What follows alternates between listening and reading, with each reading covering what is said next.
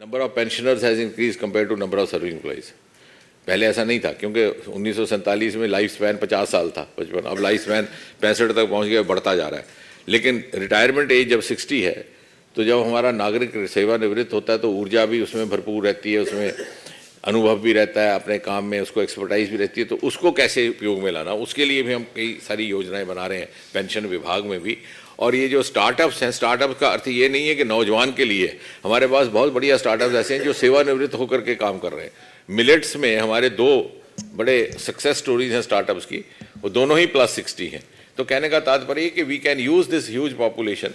एक तरफ हमारे यहाँ क्या है कि अगर आप परसेंटेज देखें तो 70% below age of 40, total number देखें तो एल्डर सिटीजन भी बढ़ रहे हैं। तो उस सारे को अगर हम ध्यान में रखें, और नौकरियों का वही उत्तर जो मैंने पहले कहा कि हम रोज़गार को सिर्फ नौकरी ना समझें।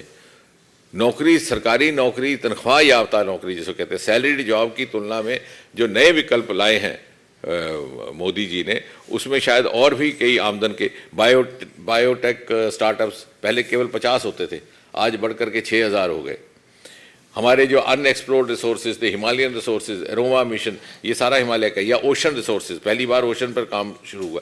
डीप सी मिशन का प्रधानमंत्री ने लाल किले से घोषणा की। तो ये ऐसे कुछ क्षेत्र है जो हमारी अर्थव्यवस्था में भी वैल्यू एडिशन करेंगे, जो एम्प्लॉयमेंट भी जनरेट करेंगे और साथ में हमें ग्लोबल रोल भी देंगे।